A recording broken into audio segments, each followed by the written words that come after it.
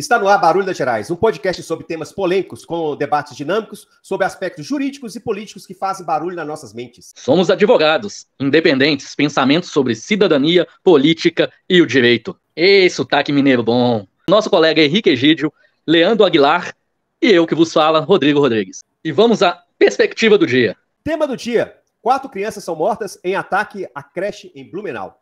O criminoso invadiu a escola com uma machadinha, matou crianças e depois se entregou à polícia. Uma creche foi alvo de ataque na manhã desta quarta-feira, dia 5, em Blumenau, no Vale do Itajaí, em Santa Catarina. 4 crianças foram mortas e 5 ficaram feridas. O ataque aconteceu no início da manhã, na creche Cantinho Bom Pastor, que fica na Rua dos Caçadores, no bairro Velha. A unidade de ensino é particular. Na ação, 4 crianças foram mortas, entre elas 3 meninos e uma menina, com idade entre 4 e 7 anos. O ataque ocorreu menos de 10 dias após uma escola em São Paulo ser alvo de um aluno que matou a professora com golpes de faca e deixou outras 3 feridas, além de um estudante. Desde 2011, mais de 10 escolas foram atacadas por criminosos no Brasil. O que aconteceu nesse caso? Segundo a polícia, um homem de 25 anos pulou o muro da creche e iniciou o ataque contra as crianças com uma machadinha. As vítimas foram atingidas na região da cabeça. Após a ação, ele se entregou no batalhão da PM. O suspeito tem passagens por porte de drogas, lesão corporal e dano, segundo a Polícia Civil.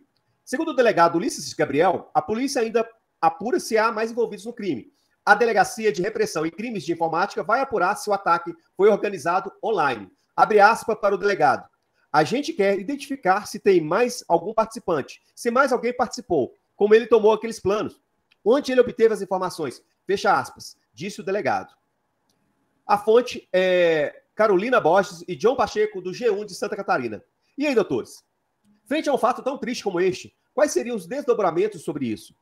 Isso é somente um fato jurídico ou vamos ter implicações políticas em cima deste fato? Colegas, é muito triste o que houve e ficamos chocados, né, com a situação. Mas devemos pensar que esse não é um fato isolado, primeiramente, né? É só mais um que ocorreu no Brasil e o que tem ocorrido no mundo todo. A solução não é fácil. Falar sobre essa temática neste momento é deixar ser simplista demais sobre a complexidade do que está ocorrendo. Temos implicações, sim, claro, jurídicas, que são as mais óbvias e talvez até mais objetivas, né, e positivas, mas temos também as implicações políticas e sociais sobre esse tema. Acredito que o nosso colega Henrique tem até uma opinião, né, venha trazer uma contribuição muito interessante sobre esse tema para nós. Talvez o ponto mais simples dessa questão, dessa tragédia que ocorreu, talvez seja até a questão jurídica do tema, porque quando há um crime, há uma imputação, né, há uma tipificação, há a materialização dessa tipificação, e nós temos também a questão da responsabilidade da própria creche, que vai ser uma responsabilidade objetiva, no caso, né, porque nós temos um dano, um nexo causal e um dano. Então, no caso, não é cabível nenhuma excludente, né, que poderia não levar à aplicação da responsabilidade objetiva. Quanto a essa questão jurídica, isso aí talvez não tenha nem muita discussão. Mas o principal ponto disso é que toda essa violência ela reflete aspectos da nossa própria formação enquanto país, né? A gente tem uma formação, apesar de sermos um país de festa, nós temos uma formação que vem da violência da escravidão, da violência de construir riqueza em cima do sofrimento alheio, que gera e que traz e apresenta para nós a formação do racismo estrutural que a gente tem hoje, que é uma realidade que a gente não conseguiu quebrar ainda dentro do nosso país. Envolve também a questão da própria... Tem traços de misoginia, talvez não nesse caso de Blumenau, mas nos outros casos isso ocorre bastante, de vítimas serem mulheres nesses ataques de escola. Problemas da base educacional, né, precisa ser repensada, o país precisa repensar as bases educacionais no sentido de que as pessoas não sejam suscetíveis a ouvir qualquer tipo de discurso violento e embarcar nele. E, principalmente, o extremismo trazendo a naturalização do que há de pior dentro da nossa sociedade. Então, assim, eu acho que esse tema ele traz várias nuances para a gente poder discutir e para a gente poder debater de uma maneira clara para que o nosso país possa alcançar o melhor e a gente possa conseguir realmente trazer aquilo que é o objetivo do direito, que é a classificação social. Eu acho difícil da gente sair de um debate político desse tema. Por mais que tenha a questão jurídica sobre a questão do crime, que é um crime hediondo, um crime, né, que não tem nem não temos nem palavras para descrever, mas a gente já escuta os gritos nas ruas, né, de pena de morte, de pena, até o próprio prefeito falando de pena prisão perpétua. Já volta todos esses tipos de discursos, de debates extremistas. Armar a população, os professores. A questão é justamente essa. Esse tipo de discurso é que leva a estes fatos, tá? Esses discursos extremistas que levam a esses fatos. Se a gente for analisar, os países que têm maiores índices de crimes como este Estados Unidos e Brasil. Tudo começou lá atrás dos Estados Unidos, lá a gente tem lá tiros em Columbine, tem vários ataques, né, que aconteceram nos Estados Unidos, que a gente viu e acabou importando isso para cá. Mas isso tem tudo um fundo, tá, armamentista. Nos Estados Unidos tem esse discurso armamentista, no qual foi trazido para cá também esse discurso armamentista, e nesse discurso armamentista envolve, é uma coisa bem mais profunda, não é só simplesmente vamos liberar o porte de armas, vamos liberar CACs, né? Não é somente isso, não. É um debate muito mais aprofundado, tá? Porque envolve sentimentos de adolescentes, de crianças, com relação à própria violência, né? A liberação de videogames, que exerce um papel fundamental nessa disseminação armamentista, como GTA, que o cara sai para poder matar, né? E as pessoas têm uma realidade online, naquela realidade online, naquela realidade lá da internet, eles trazem para o offline, sem querer trazer para o offline. Aquilo ali fica incutido nas pessoas, nas crianças, nos adolescentes, e acaba trazendo aquilo ali para a realidade, como se a vida fosse um videogame. E aí eu posso pegar um carro e sair atropelando qualquer pessoa, ou eu posso pegar uma arma e sair atirando, ou eu posso pegar uma faca e sair matando, ou uma machadinha. Pelo que eu entendi nesse processo todo, veja bem, vamos separar a tragédia, que eu sei muito bem o que esses pais estão passando. Já tive tragédia também na minha família, e eu sei o que esses pais estão passando. Então, assim, vamos separar essa questão da tragédia e tentar fazer um debate mais aprofundado do que chegou. A tragédia é o ponto final, mas qual foi o start para chegar nesse momento? Por que esse cara de 25 anos teve o trabalho de pegar uma machadinha, ir na escola, pular o muro e matar as pessoas sem mais, sem menos? Ou aquele outro que entrou na escola, esse que foi em Suzano, que entrou na escola em Suzano e saiu atirando e matando as pessoas ao erro, simplesmente pelo fato de existirem. Eu vejo que esse debate que é envolvido com relação à questão armamentista, esse debate é envolvido com a questão beligerante, né? As pessoas são beligerantes. A forma de debate, de discurso, já é uma forma agressiva, uma forma de ir para a guerra, de o inimigo do Estado, aquela pessoa inimiga do Estado.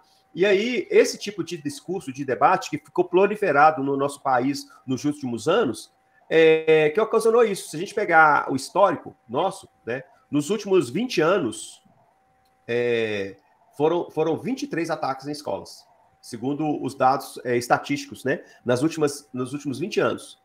Somente nos últimos 4 anos, foram 13. Então, é interessante. Só concluindo, houve um aumento significativo nesses últimos 4 anos, né? Por que chegou nesse ponto? Pode falar, Rodrigo. É interessante, Leandro, você trazer este ponto sobre a questão da discussão, e nós devemos pensar o seguinte: não devemos deixar... A discussão, como já foi dito, ela é muito mais complexa do que nós podemos esgotar aqui neste programa, né? Muito mais complexa do que nós podemos abordar. Tem muito mais questões por trás em que nossa capacidade não é capaz de absorvê-la todas. Mas uma coisa que nós temos que pensar e temos que deixar isso bem claro e marcado na nossa mente e no nosso dia a dia, que não é uma discussão só de momento. Não é uma discussão que deve ser feita só nos momentos das tragédias humanas que nós vivemos.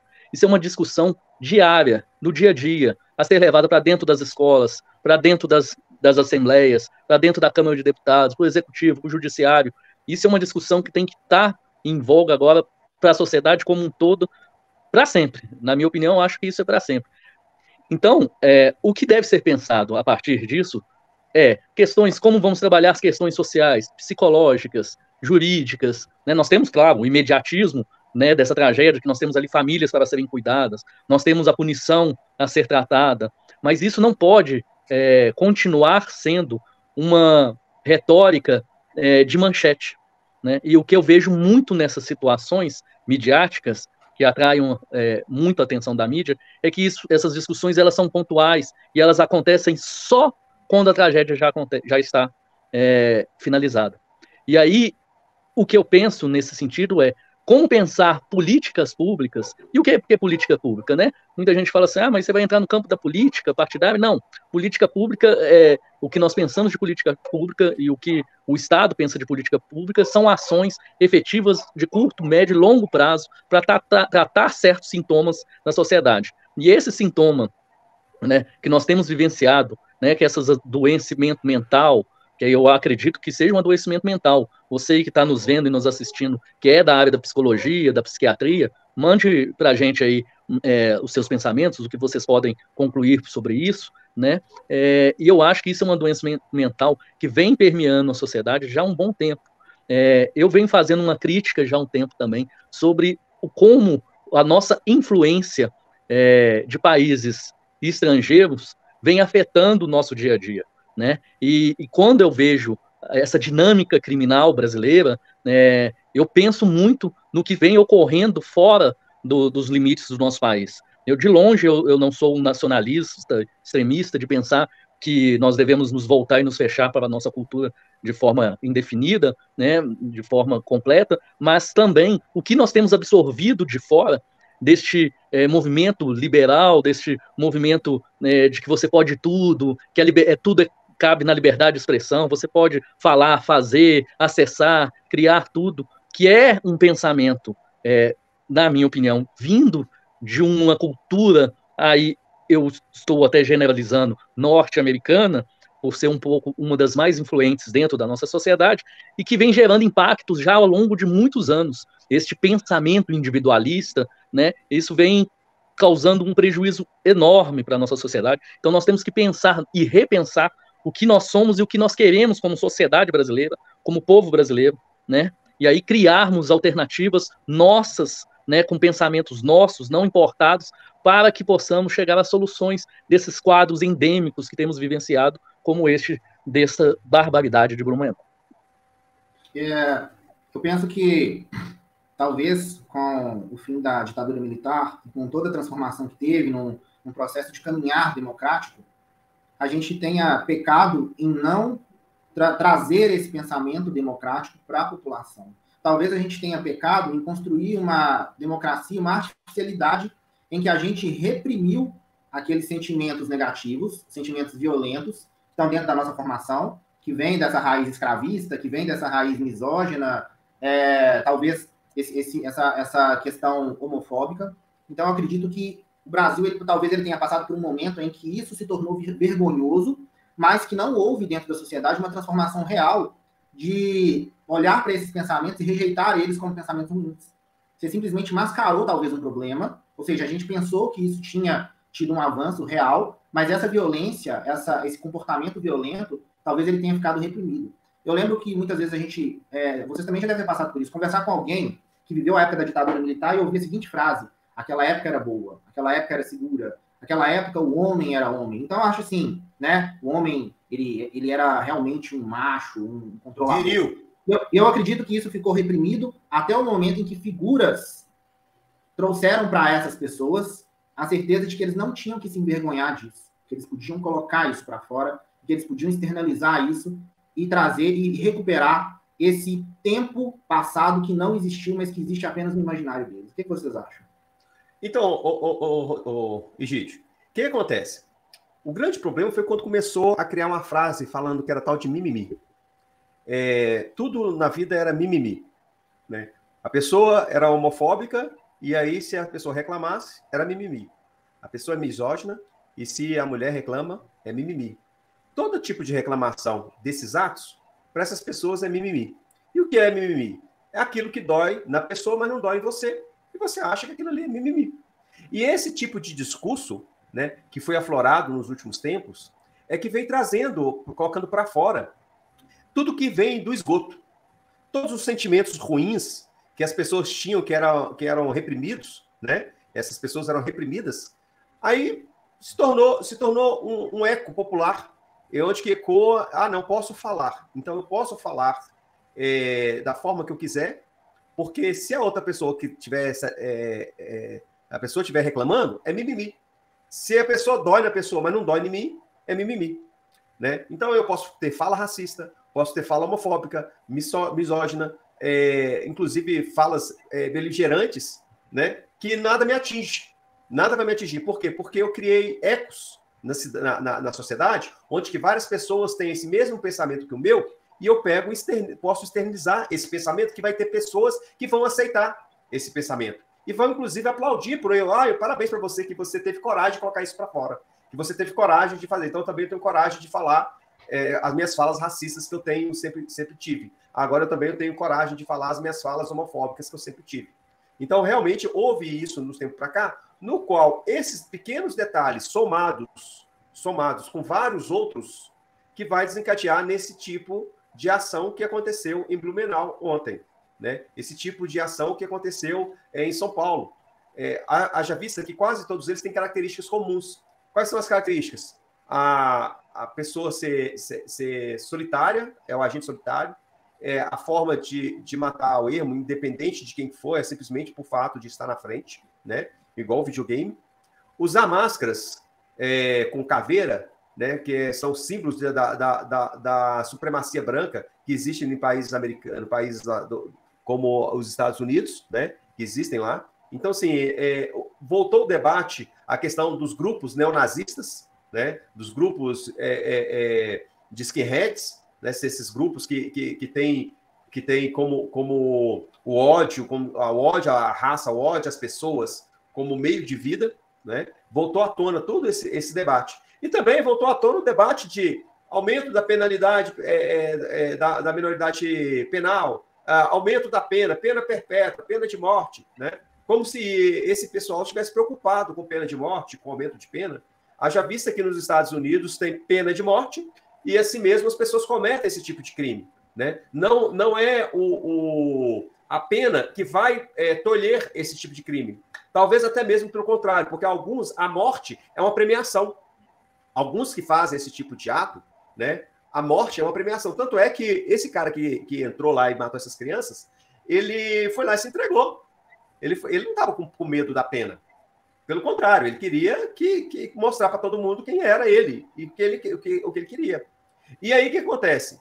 A grande mídia vem em cima, como o Rodrigo mesmo falou, vem em cima, passando massivamente, toda hora falando sobre isso e colocando o nome do cara, o rosto dele em todos os jornais, e ele fica famoso dessa forma, que era simplesmente o que ele queria. Ele queria era isso. Né? Então, há necessidade da gente...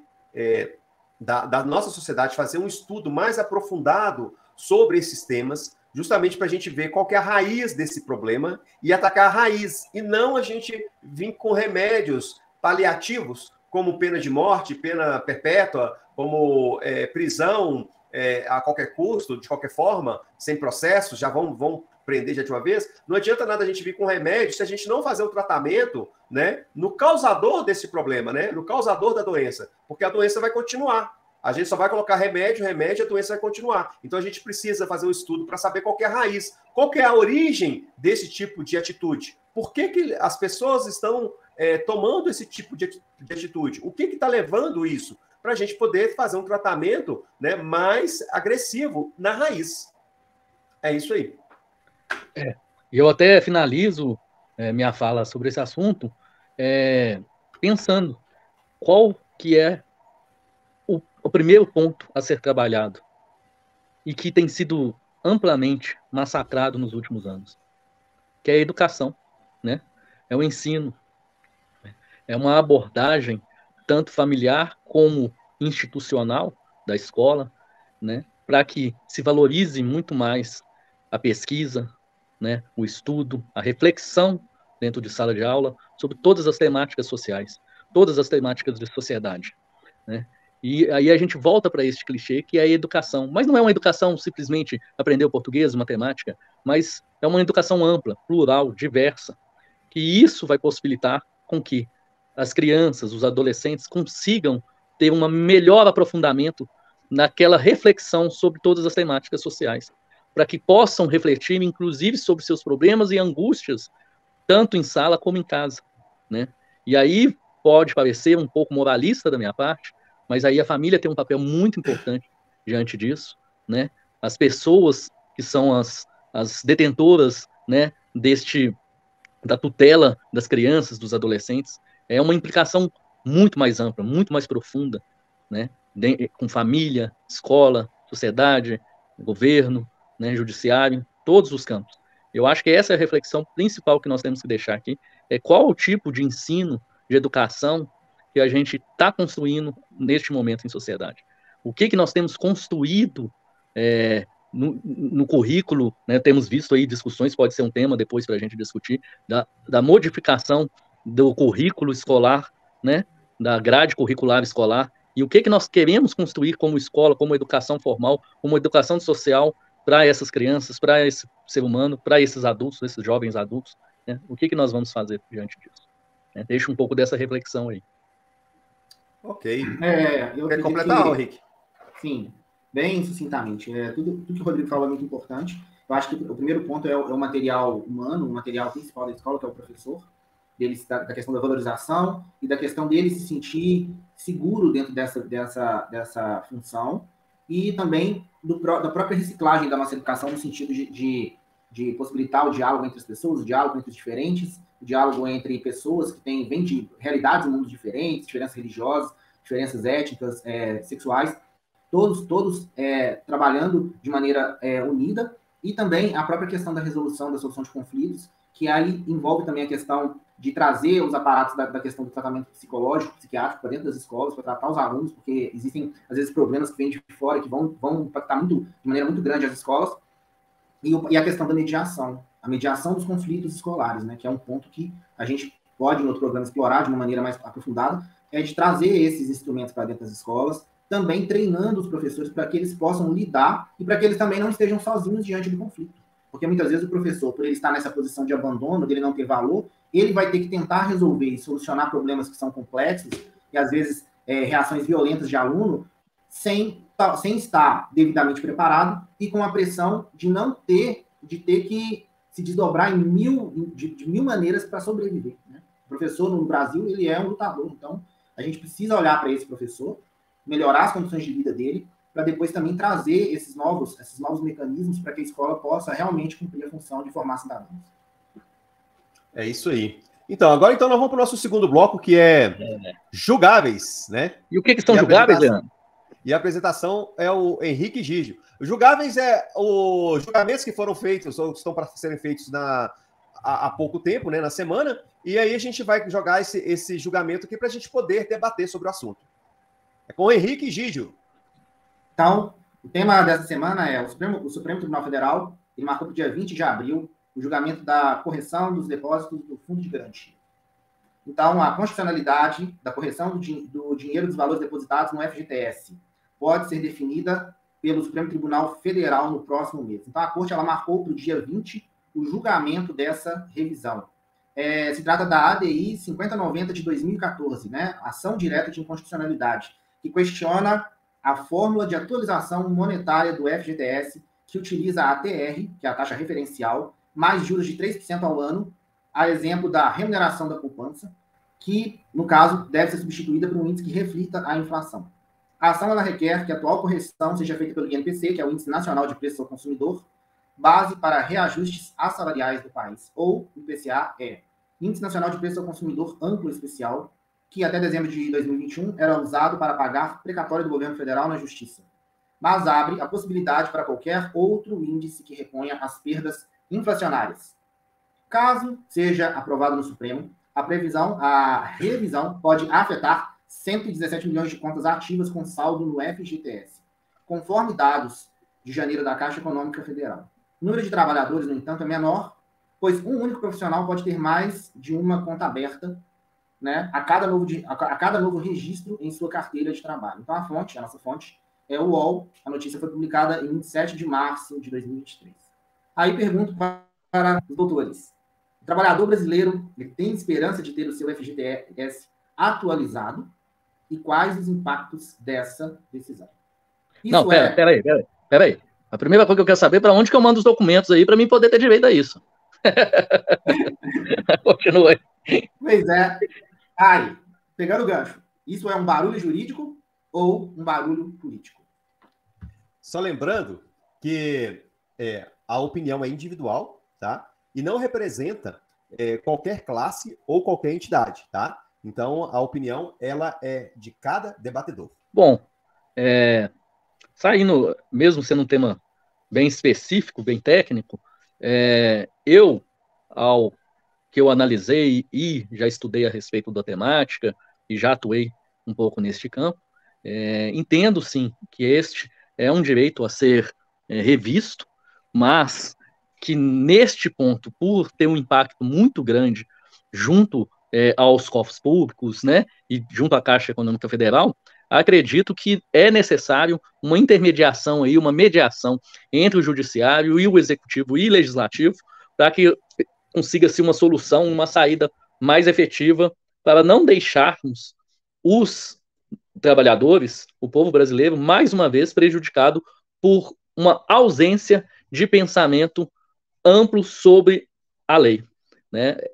Eu acho que o Henrique tem até algo a contribuir depois, mas quero ouvir o Leandro, que diz respeito também à estática da lei e sobre esse dinamismo social que a legislação não prevê ao longo dos anos, principalmente com essa temática. Então, precisamos ter um estudo mais aprofundado sobre a mens legis da própria lei do FGTS. O que é a razão de existir do FGTS? Por que foi feito o FGTS? Né?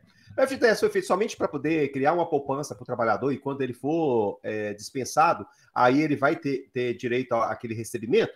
Qual que é o objetivo? Né? Quais são os objetivos do FGTS?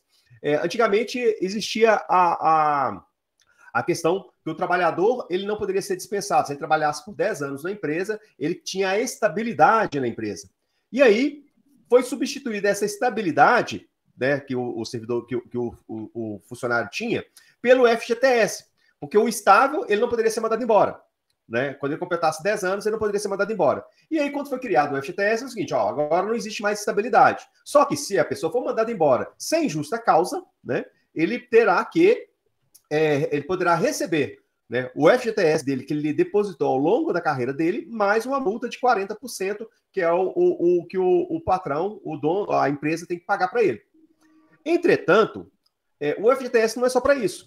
O FGTS, ele embarca vários outros arcabouços sociais, né, de políticas públicas, como o sistema financeiro de habitação, para financiar a habitação das pessoas, no qual uma mudança drástica na forma de pagamento do FGTS pode modificar um todo, né? Não somente aquela área.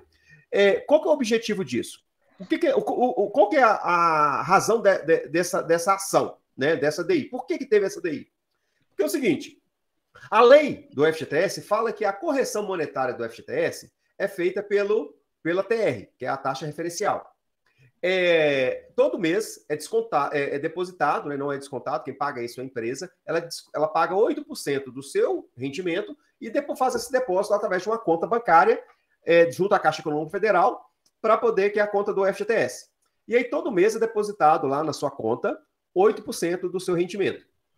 Passado o tempo, se você for mandado embora sem justa causa, se você precisou fazer o financiamento do seu imóvel, né? Se você teve uma doença grave, como câncer, né? Se você aposentou, você pode sacar esse FGTS. Né? Se você for mandado embora sem justa causa, você ainda tem um acréscimo de 40%, que é justamente o valor da multa que a empresa paga, em substituição ao que a estabilidade que era exercida antigamente. Né? E aí o que acontece? Esses valores, eles eram corrigidos pela TR, e lá nos anos 80, quando foi criada a lei, a TR tinha uma atualização monetária alta, que era maior de todos os índices. Tanto é que a poupança, que ela utilizava a TR, também, ela era um meio, inclusive, até de investimento. As pessoas investiam na poupança, para você ter ideia. As pessoas faziam depósito na poupança. Eu ouvi falar de casos, né, de pessoas que venderam casa para poder colocar na poupança. Inclusive, quando teve aquela questão lá do confisco, do Collor, que o Collor fez o confisco da poupança, teve pessoas que até suicidaram. As pessoas faziam os depósitos da poupança justamente por causa que era muito alto, né, o rendimento, que era justamente esse rendimento do FGTS. Entretanto, com o Plano Real, né, foi modificando isso, chegando ao ponto que o FGTS, a TR, né, ela chegou a zerar, e no qual não tinha rendimentos. Então, você depositava todo mês lá no FGTS, a conta lá, 8%, né, do seu salário. E você não tinha nenhum rendimento daquela conta ali, daquele valor ali. E quando chegasse lá no final para poder receber, o rendimento era muito pequeno, era ínfimo. E aí, baseado nisso, as pessoas começaram a reclamar sobre a questão, a discutir, a questionar se esse ali era constitucional ou não. Só que esse debate, ele já passou por várias fases. Já passou pela fase da primeira instância, já foram discutidos em vários tribunais no Estado brasileiro e também foi discutido no STJ.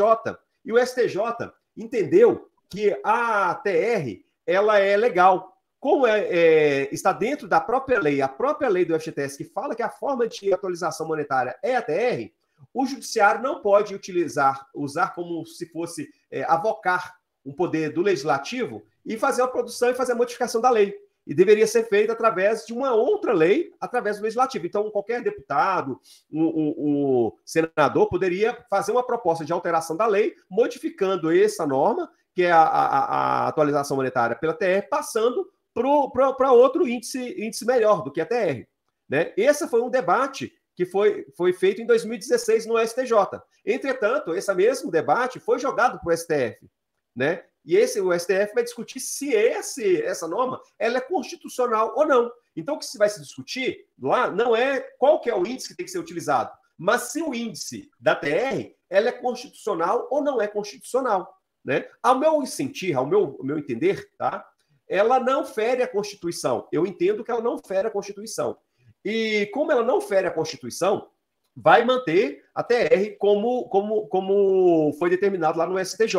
Vai ser mantido isso. Esse é meu entendimento, que a votação vai cair para esse lado. Tá? Por quê? Também, além disso, como o STF não é somente uma Câmara revisora, né, de julgados, ela tem o papel do STF é muito além do que somente fazer um recurso, de ver recursos, né? Ela vai ver a questão prática também da ação declaratória de constitucionalidade. A ação declaratória de constitucionalidade, ela já começa no STF e termina no STF, tá? Ela tem início no STF e termina no próprio STF. Então, eles vão debater também o impacto social que vai influenciar nessas decisões deles. Por exemplo, realmente os trabalhadores brasileiros, os 117 milhões de contas, têm direito à revisão pelo INPC ou pelo IPCA e vai fazer a conta. O valor é tão alto, a diferença é tão alta, que vai impactar todo o sistema financeiro, principalmente o sistema financeiro de habitação. E aí vai ficar inviável o financiamento imobiliário e os imóveis vão ficar mais caros, os aluguéis vão ficar mais caros, e aí a população ganha de um lado, que é onde vai ter o rendimento lá do FGTS, porém vai perder do outro com a perda do aluguel, que o aluguel vai ficar mais caro e, consequentemente, a inflação vai aumentar. Então, assim, a gente tem que ponderar esse julgamento, não simplesmente pensar no meu próprio umbigo. Quando eu penso só no meu umbigo, lógico que, para mim, seria muito mais viável, né? Inclusive, eu tenho direito a isso também, de ter um reajuste do FGTS de forma, uma atualização monetária pelo IPCA, porque é muito maior do que a TR. Só que a gente precisa analisar um todo, a sociedade como um todo, e não somente as questões pontuais. É esse que é o meu entendimento. Em formulação da lei, quando o legislador ele não pensa que aquilo que ele determina pode mudar ao longo do tempo, ou seja, ele não abre nenhum espaço para que essa variação e essa flutuação pudesse ocorrer naturalmente, né? Então, assim, o cara pensa naquele cenário e ele não pensa no custo da legislação, ou seja, será que essa taxa, será que esse tipo de correção com o tempo vai se transformar em algo que vai trazer um prejuízo para o cidadão? Eu acho que talvez se você for pensar que essa correção, ela impede com que o FGTS venha cumprir sua função social, né? Ou seja, você está depositando valores ao longo dos anos, na hora que você for resgatar o valor, que você tem direito, o valor não vai ser o valor total, ele vai ser um valor abaixo porque não teve correção ao longo do tempo. Então, assim, você está tendo uma perda do seu próprio direito. Isso aí é um ponto que eu acho que talvez caiba a questão da inconstitucionalidade por causa disso, né? Pela falta de previsão de uma mudança que poderia vir ao longo dos anos. Ou seja, a lei ela tem um custo econômico que tem que ser mensurado para que isso não venha ocorrer distorções ao longo do tempo. Talvez nesse sentido, sim. Mas o que eu acredito é que o STF, se ele reconhecer a inconstitucionalidade, ele vai modular efeito. Entendeu? Talvez ele vai atender aquelas pessoas que entraram com as ações e vai dar um marco temporal para o futuro. Porque aí ele não vai criar esse impacto que o Leandro falou. Esse impacto, talvez, na área de construção civil, esse impacto nos financiamentos de imóvel, porque aí ele não vai alcançar contratos que já estão prontos, ele não vai trazer um impacto imediato. Talvez ele vá atender, vai ter um impacto porque tem pessoas com ações na justiça que estão esperando a decisão, né? Talvez sim, talvez ele atenda a essas ações e jogue para o futuro a solução, ou seja, né, daqui para frente as pessoas vão ter esse índice de correção, mas o que passou vai ficar. Eu acredito que sim, vai ter modulação. Talvez eu não esteja correto, né? Eu quero até ouvir a opinião de vocês, mas acredito que sim. Mas vocês acham que não é possível uma construção política entre os três órgãos, né? Entre os três poderes? Não é possível uma construção política para se pensar melhor e não deixar prejudicado o trabalhador que não teve essas correções efetivas ao longo dos anos? Uma construção, uma mediação entre o executivo, o legislativo e o judiciário, para que pelo menos de curto, médio e longo prazo isso possa ser viável o Estado brasileiro pagar a esses trabalhadores sobre essas correções? O que você pensa, Leandro? Rodrigo, eu não vejo isso como viável, não, porque cada poder tem sua competência, né? Cada poder tem lá o seu arcabouço lá de competências que ele pode ser feito. O judiciário ele não pode legislar. Isso aí cabe ao legislativo. E aí a população tem que ir atrás do legislativo e clamar por essa modificação. Então, se a população se reunir e ir atrás do legislativo, que é principalmente a Câmara dos Deputados, que é a representação da população, né, aí sim poderá ser feita essa modificação. Mas o presidente não tem nada a ver com isso e o judiciário também não tem nada a ver com isso. Cabe ao legislativo. Vamos ver como é que vai ficar a votação para a gente voltar com esse debate aí com mais aprofundado, que vai ser dia 20 agora de abril.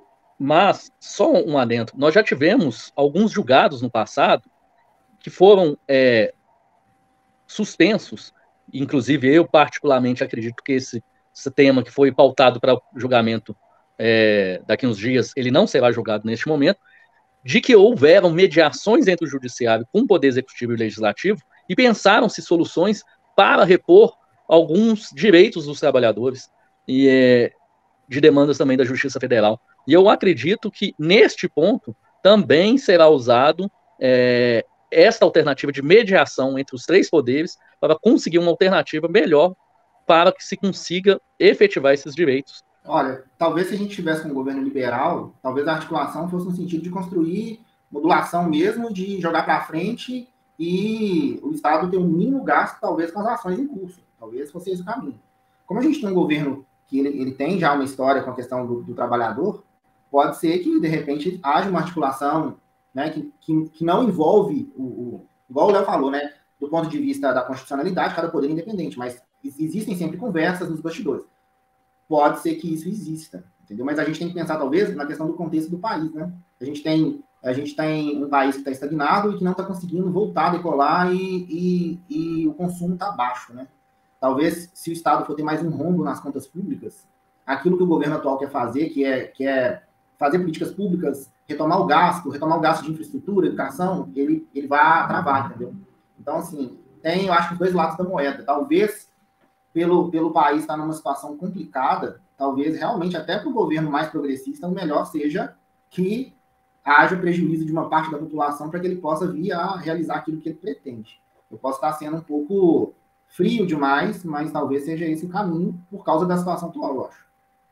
Então, vamos aguardar o dia 20 e depois do dia 20 a gente volta com esse tema aqui para a gente debater o que aconteceu, né? Se jogou para frente ou se foi julgado da forma que a gente pensou. Agora nós vamos para o nosso momento cultural? Vamos.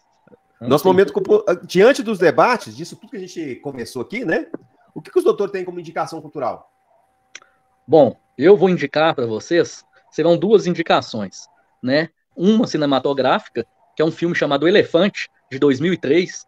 Ele ganhou a Palma de Ouro de Cannes, e ele trata exatamente sobre esse ponto em que dois adolescentes, né, eles conseguem adquirir armas, né, e isso é mostrado no filme, e, por consequência, eles acabam promovendo um massacre na escola em Portland, nos Estados Unidos. Né? E aí o filme trata sobre a questão do bullying, também um pouco da questão social, essa questão da armamentista norte-americana e a facilidade para se comprar armas. né? Então, essa é uma das indicações, e esse filme pode ser visto, se eu não me engano, na HBO Max, né? E a outra indicação que eu gostaria de fazer, na verdade, não é de um filme, é uma música, apenas para distrair, não é um álbum, eu gosto de indicar, normalmente, para quem me conhece, álbuns completos, para que sejam ouvidos, mas apenas uma música de uma banda recente, chama Foster the People, né? E a música chama Puppet of the Kick. Desculpem o inglês. Mas essa música, ela inclusive tem uma vibe muito boa, né? Uma batida animada. No TikTok. Ela virou trend no TikTok. Isso, exatamente, é essa música mesmo. Mas aí o que acontece? A letra dela é sobre esse assunto.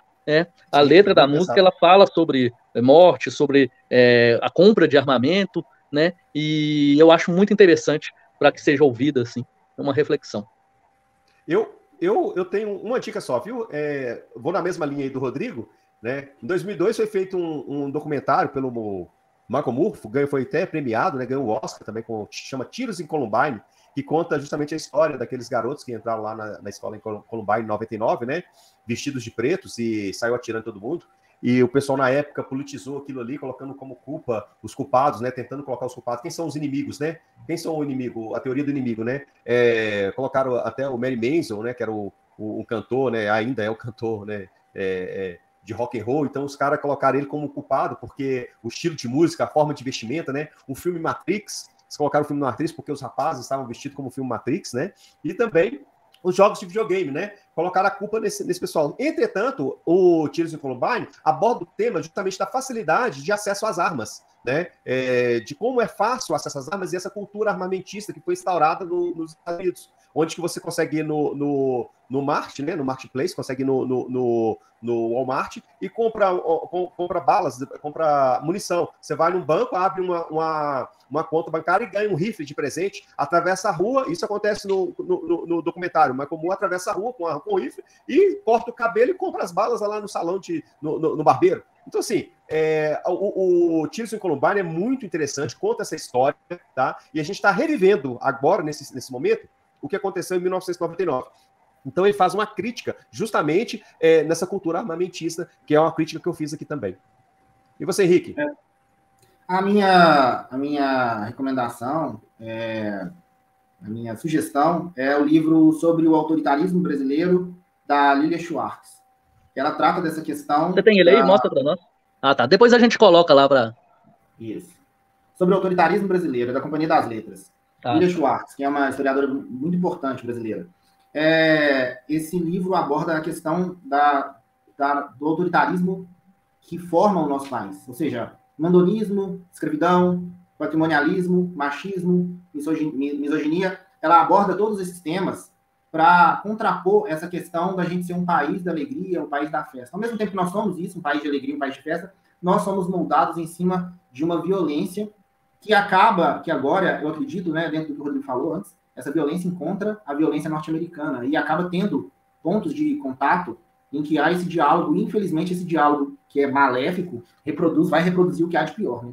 A gente não está trazendo o que a cultura americana tem de boa, que é a questão do estudo, da pesquisa, da ciência. A gente está trazendo o que há de pior lá, né? E, infelizmente, um discurso mau, um discurso ruim, né, ele tem muito mais impacto do que algo positivo, né? Então, esse livro é muito importante para a gente se entender como país e entender o contexto de tudo que está sendo realizado, de como as pessoas estão usando instrumentos que são bons na internet, Twitter, redes de jogos que seriam coisas para benefício humano, para diversão, para conhecimento, usando isso para provocar o mal para o próximo. Bacana demais, bacana demais. Gostei muito das dicas culturais, entendeu? Obrigado, Henrique, obrigado, Rodrigo. E semana que vem a gente está aí de novo fazendo os novos debates acalorados e de alto nível, como foi feito hoje, tá? Agradeço vocês e, pessoal, muito obrigado. Não esquece de clicar aqui no sininho, tá? De se inscrever no canal aí, que a gente precisa de ter um número de inscrição legal para a gente poder continuar com esse trabalho aí. Um abraço para todos vocês aí. Um abraço a vocês. Falou, tchau, tchau.